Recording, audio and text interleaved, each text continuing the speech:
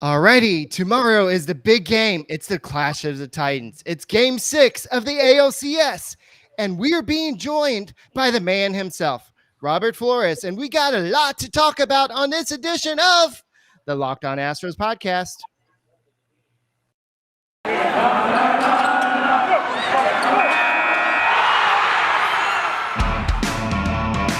Hello and welcome to Locked On Astros, your daily Astros podcast. Here are your hosts, Eric the Man Huysman and Brett H-Town Wheelhouse Chancey.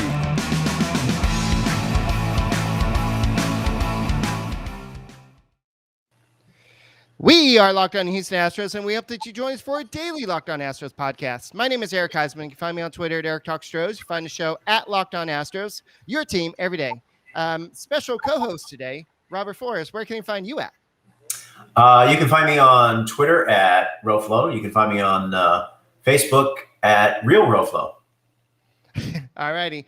So Brett was supposed to be on the show, but he was having a little bit of issues. So unfortunately, he's not going to be able to join. But he's going to be missing a great show. But unfortunately, the Astros are in a situation where they don't have their backs against the wall.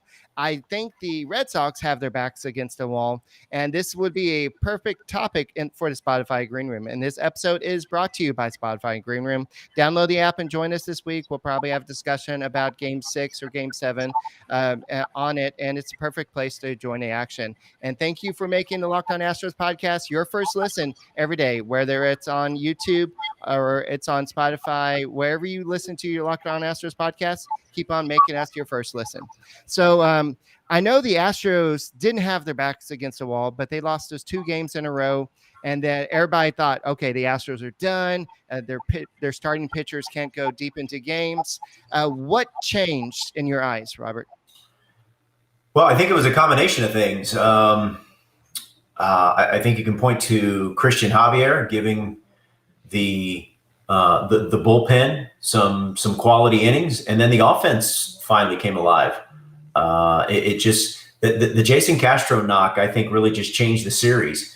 Alex Cora brought in Nate Eovaldi, who the Astros will see in Game 6, hoping to close the door and take a 3-1 lead. And Jason Castro put together an amazing at-bat. Got some help from Laz Diaz, maybe. Hashtag robot umpires. But yeah, I think that hit right there changed the whole series, and the offense seemingly caught fire. But it's going to be a tough game to close out. It's going to be tough to close out these Red Sox, especially managed by Alex Cora. All right. I want you to be perfectly honest. Going into Game 5, how many innings were you expecting from Framber Valdez? Were you expecting 8? No, I was not expecting 8. I was expecting that he would be better. I did not expect for him to be that good. But he looked like the Framber of last season. He looked like the Framber in the early part of the summer. He was attacking. He wasn't nibbling. He wasn't getting behind. He was getting strike one. When he gets strike one and gets ahead in the count, he is very, very difficult. I think he opened the game with like 14 or 15 straight sinkers, and he attacked. And I think the plan was from Brent Strom and the rest of the Astros coaching staff and pitching gurus, stop nibbling, Framber. Your stuff plays, attack. Make them put the ball in play. Stop giving them free bases. And he was fantastic. I know there's a lot going on in that game, but it looked like he actually drew a line, maybe in front of the pitcher's mound, maybe where he wants his feet to land. I don't know if you saw that, but do you see I didn't see that? You did see it? No, I didn't see that. That is interesting. Hey, whatever it was, he was locked in, and I think the big difference was for him was his mindset. It was just all about attacking, and then I thought it was interesting to see him between innings, really concentrating on his breathing, really concentrating on trying to find or stay in the moment. But he pitched the game of his life. Now the question is, what can you expect from Luis Garcia? That we don't know. Yeah. So speaking of Luis Garcia, I know that they've kind of worked on his delivery after his last start because they wanted to alleviate some of the pressure from his knees. So this late in the season, how much can you really change a pitcher's delivery? I think that there is probably some tweaks that can be done. I had heard that the reason for the knee discomfort was a mechanical flaw, and that flaw has been identified and remedied. But you've got to see it in action. He is certainly capable. He is capable of giving them a solid outing. Luckily, because of the score, Dusty didn't really have to use some of the big pieces. I don't think he went to Graveman last night, which is a plus. So Graveman should be good to go. Presley should be good to go. Luis Garcia, who I thought had some pretty good moments too earlier in this series. I think the bullpen is going to be rested. Didn't see Christian Javier last night, obviously. So Javier has 2 full days of rest. But obviously the Astros want to close this one up. They want to close it out and close it up quickly, because Game 7, assuming it's Urquidy, you don't, again, Urquidy has had some good postseason moments, but you're not expecting him to go 8 innings either. So if the Astros, I think what's important is for the Astros to close this thing down tomorrow and start looking ahead to the World Series and lining up the rotation, because more than likely Lance McCullers Jr. is more than likely is not going to pitch the rest of the season. Yeah, I think we all kind of get that feeling, and the sooner everybody kind of realizes that, the better. But the Astros have enough starting pitching. They haven't shown up, and that I know Zach Greinke started a game, but he's not stretched out. Yeah. So let's just say hypothetically the Astros do get past the Red Sox, whether it takes 6 games or 7 games. And I don't know what's going on in this game right now. I know the Dodgers took the lead. Okay, so let's say which team do you think is the better matchup for the Astros?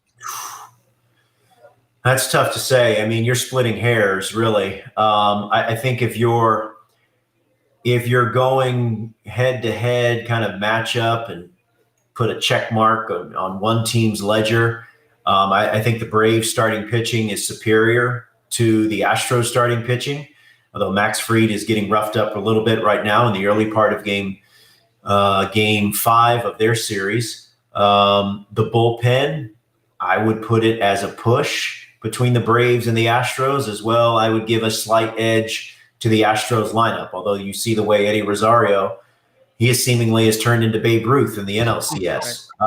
The Dodgers, as strange as this may sound, they might be a better matchup just because they are physically compromised, and I think they're physically beat up.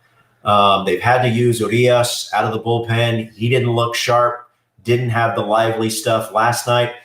If they win tonight, it will be Scherzer, and if they win that game, it will be Buehler. So you immediately discount Buehler and Scherzer for 1 and 2 of the World Series. So maybe that's an advantage. But either way, it's going to be a tough road for the Astros to get another World Series. Going to be a very, very difficult stretch to get 5 more wins. Yeah, I think the biggest thing for the Astros was holding the Red Sox offense that was scoring on everybody, the Yankees, the Rays, and even Astros, to 15 unanswered innings of runs. And so that was really impressive there. But I think the Braves would be a very nostalgic matchup with all the times the Astros. That's true. Those days. Just going back to the old tomahawk chop and the Tom Glavine and Greg Maddux versus Shane Reynolds days. I think the last time the Astros and Braves met in the postseason, that was the game that went 18 innings. And I believe that's the Chris Burke walk-off game.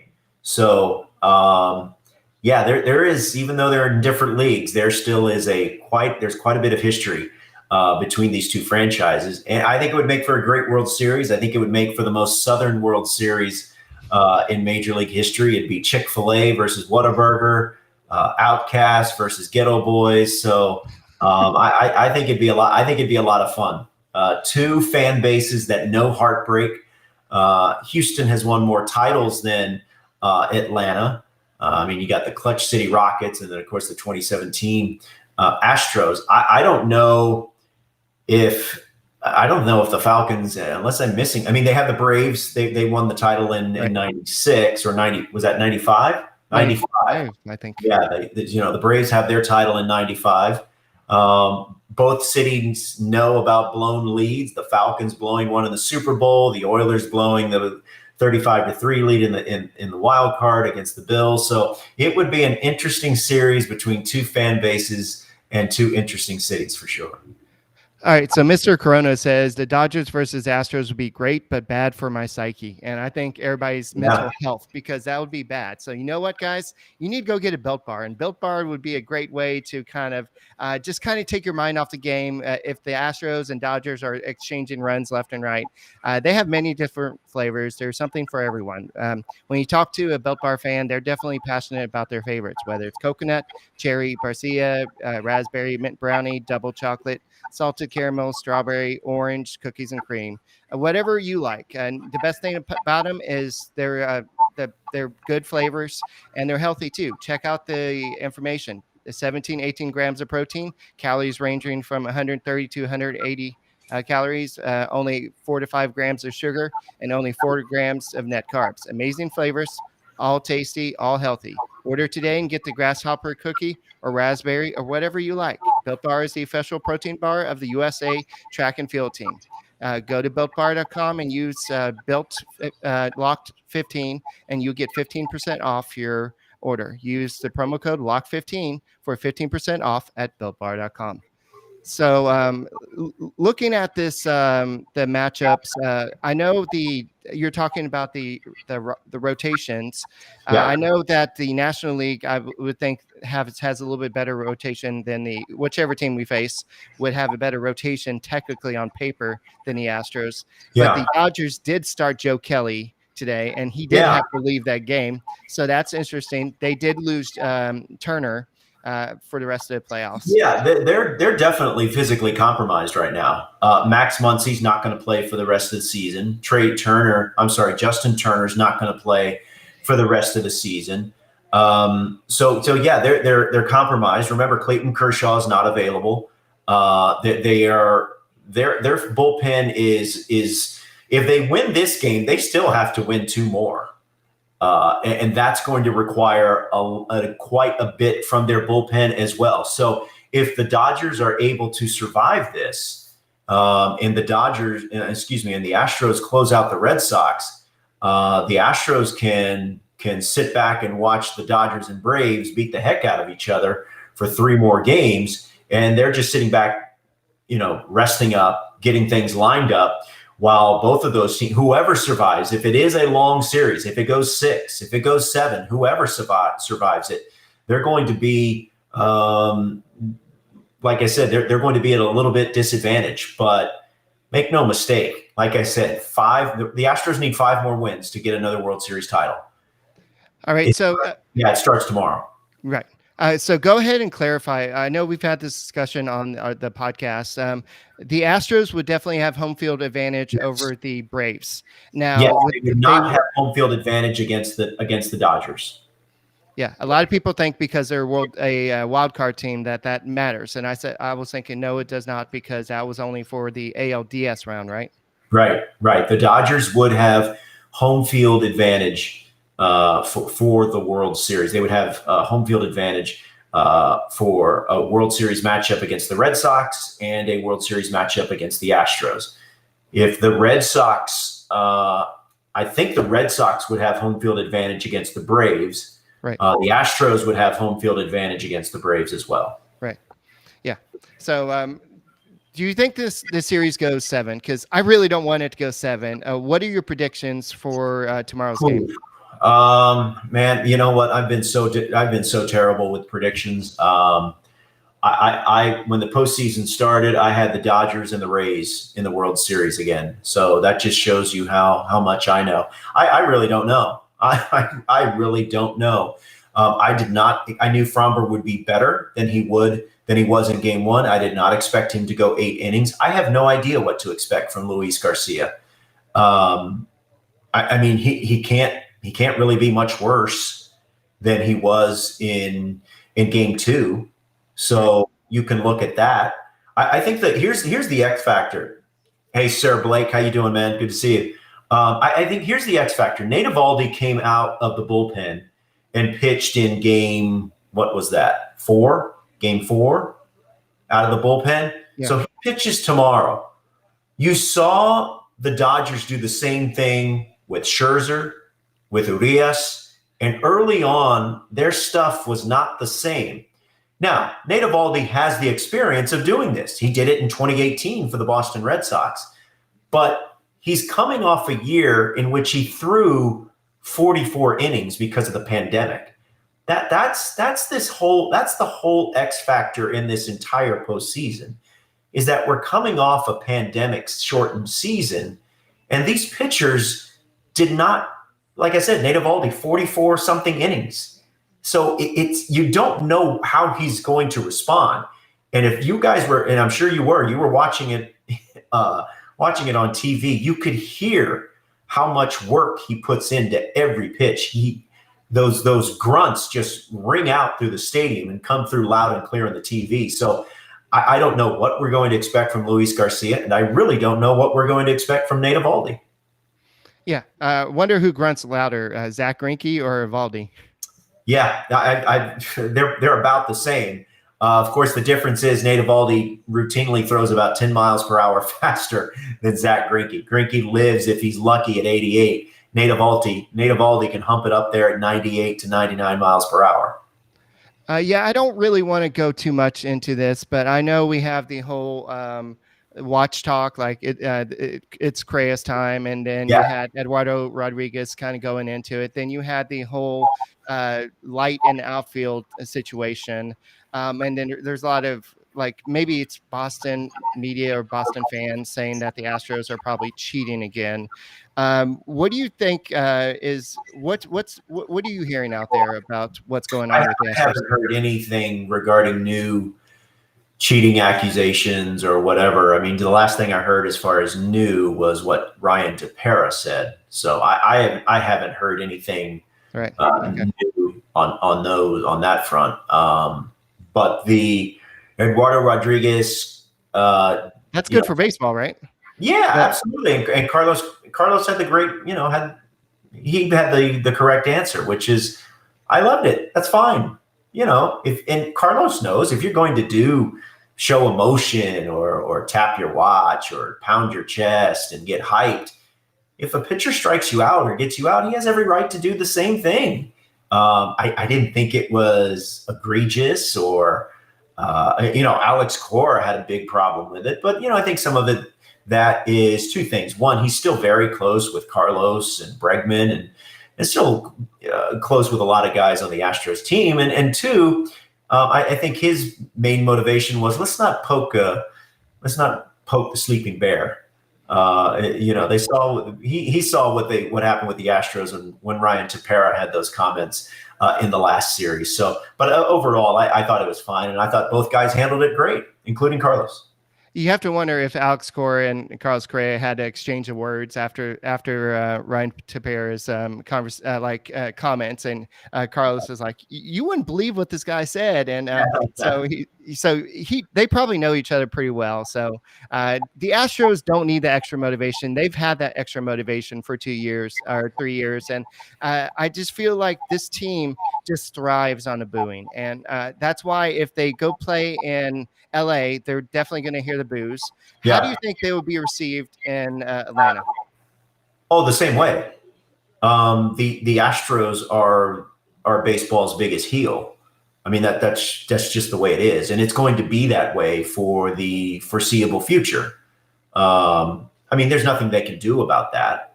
I think, as you said, I think they've learned to embrace it. I think it fuels them. And I think they have found a way for it to be a positive for them. I think a couple of them were really affected by it last year. I think they kind of caught a break a little bit when fans weren't at the ballparks. But the fans were back at the ballpark this year, and they heard the boos, and they've heard them all season long, and they're going to continue to hear them all throughout the rest of the postseason, all next season, all the season after that, and the season after that. I really don't think it phases them anymore. It ticks off the Astro fans more than it does anything. So, yeah. So, looking at the Astros lineup, which hitter has impressed you the most this year, or maybe in the postseason? Whew, that's a good one. I think, man, that's tough because this lineup is deep. I mean, you got the batting champion batting sixth or seventh sometime in this lineup. I think what Yordan Alvarez did last night, and it's not just recency bias, but look what he did again. I mean, Chris Sale was nasty. That's the best Chris Sale has looked since he had Tommy John surgery. He was throwing 96, 97 miles per hour. And Yordan Alvarez got him 3 times, including a home run over the monster on a pitch that was 2 or 3 inches outside the plate going at 98 miles per hour. He's unbelievable. And he's only 24 years old. And remember, the Astros didn't have him last year. So he just played 2 games, and this team got to the 7th game of the American League Championship Series, almost got back to another World Series. So I think that it's Yordan Alvarez, because you look at what he is now, and you got to figure he hasn't even hit his prime yet. All right, so just picture tomorrow's game, and there's one batter up to get the big hit tomorrow. Is it Alvarez or is it somebody else? The go-ahead run, the go-ahead hit or something like that. I'd probably pick Correa. That's the money dude right now. I think he's one of the biggest money players in recent history.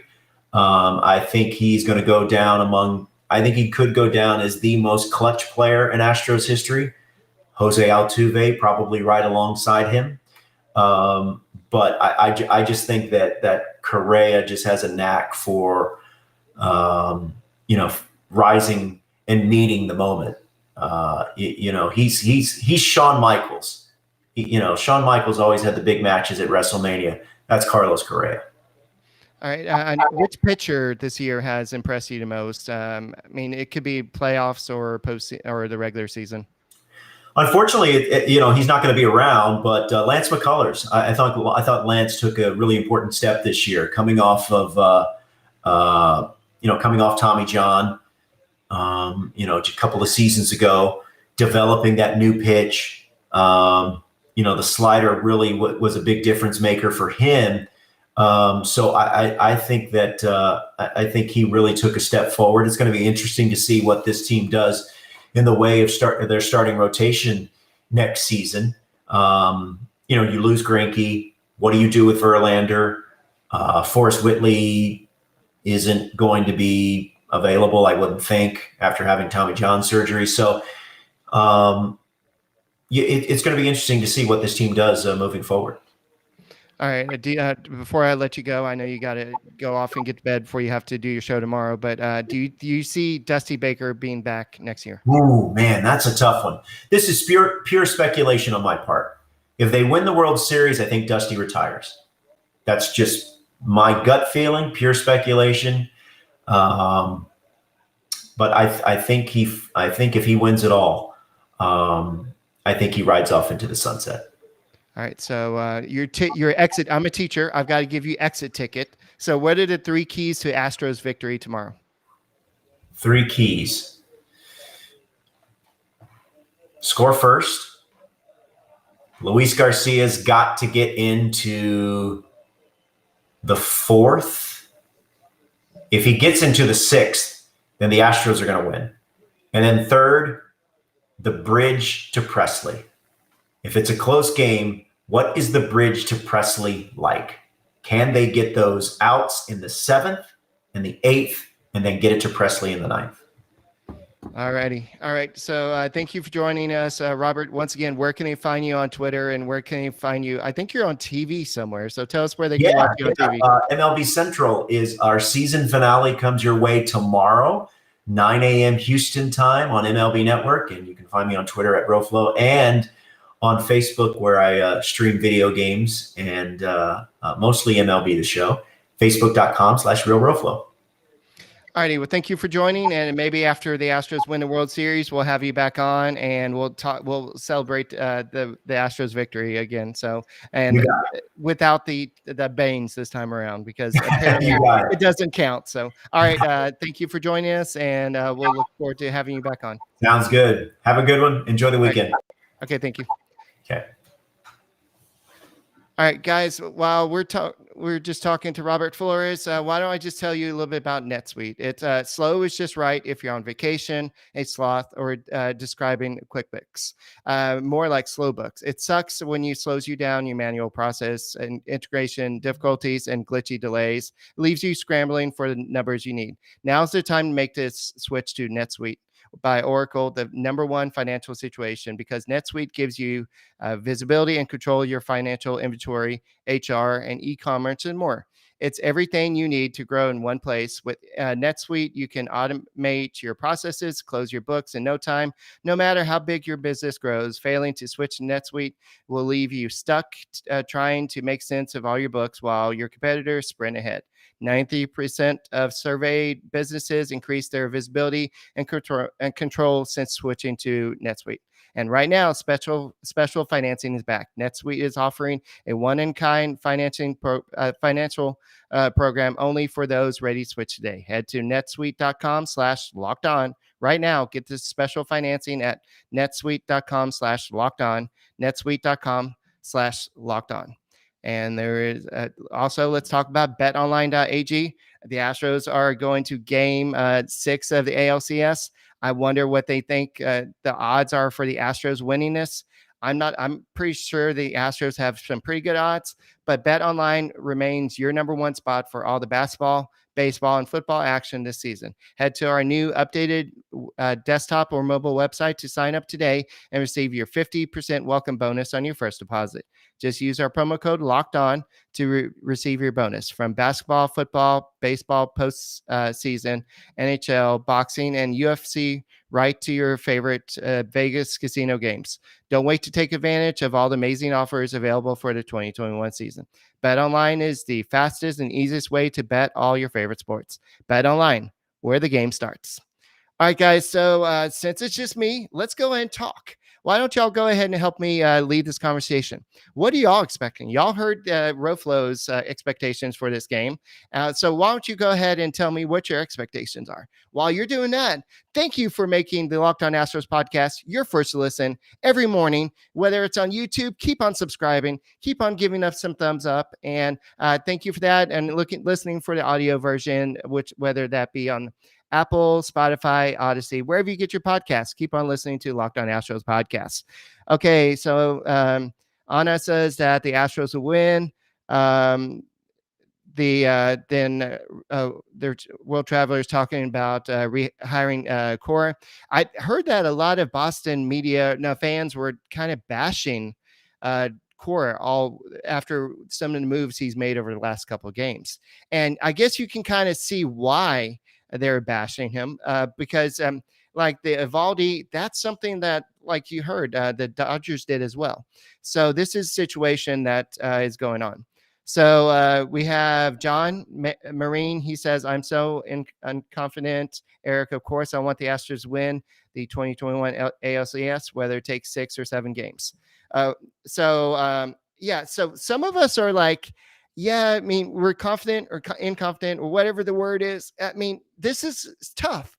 The Red Sox are a good team, but we found a way to beat them. You score runs and you figure out a way to throw strikes and limit Kiki Hernandez. Remember at the beginning of the series where he was hitting everything? He hit 2 home runs in the first game, and then it just was a whole bunch of other players got hot.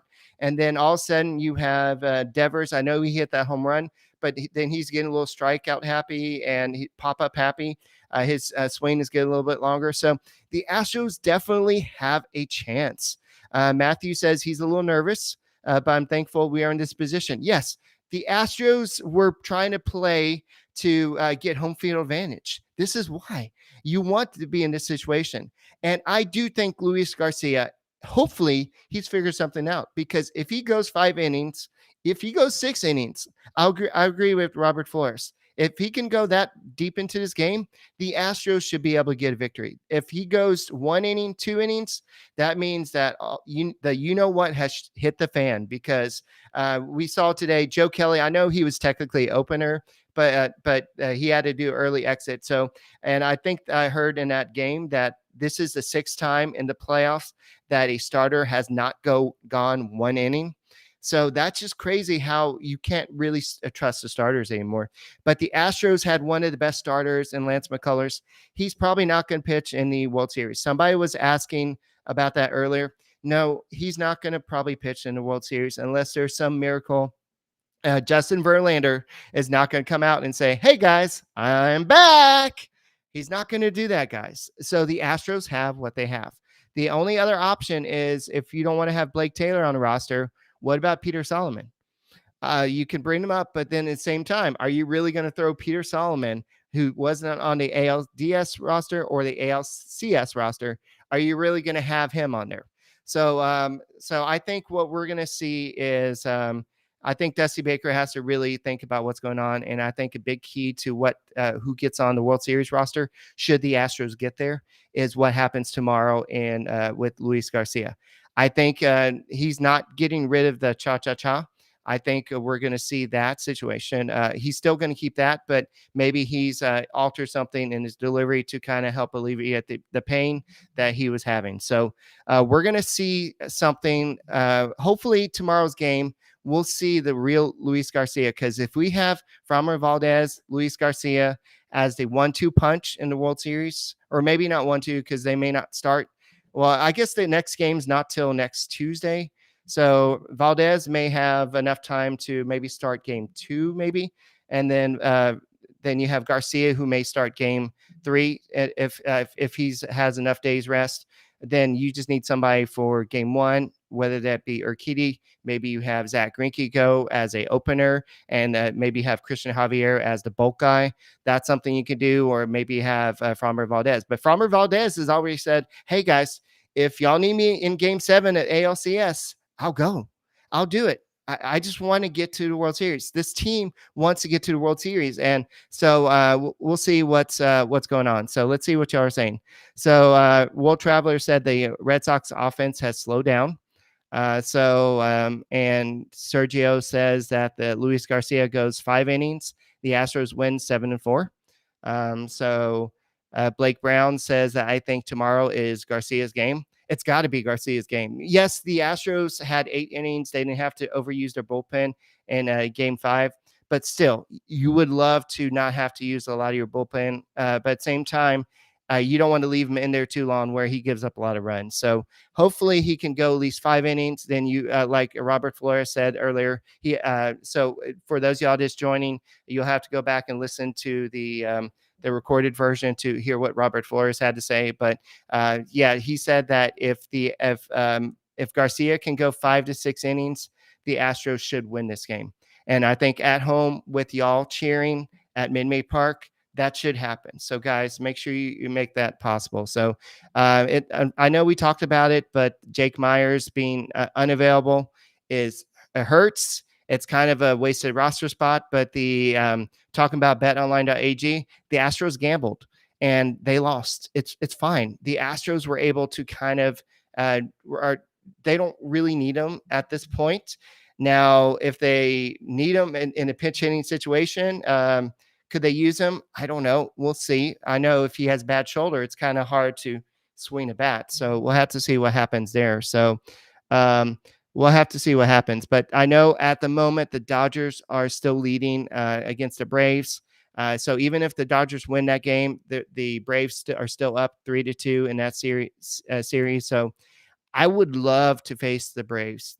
The nostalgia of the 90s, and I know we faced them in 2005 as well, but going back to 90s, the early 2000s, all the times of the National League ball, just facing the Braves, wouldn't you like that? I mean, all the Tom Glavines and the Greg Maddux and John Smoltz, just bringing back what our childhood we grew up with, like watching Astros baseball.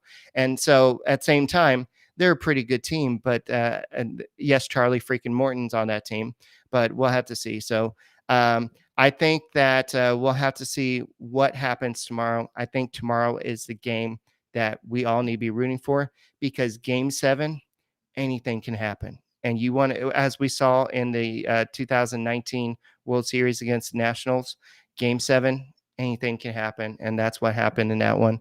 And unfortunately, we don't want that same thing to happen in this one, because I do believe the Astros have the better team. I think that if you're going to the game on tomorrow, you need to make sure you, like I said, save your hot dog for the second inning. Go there, first inning, cheer on Luis Garcia. Say, hey, dude, I got your back. I'm here for you. And give him that momentum. And just like they did for Dylan Cease and Carlos Rondon in Chicago. I know Astros fans can get all pumped up, but let's get the boys off to a great start tomorrow, because this is our time. This is our time. This is Houston time. We don't know how long this window is going to last. So let's take advantage of this. Let's get it done.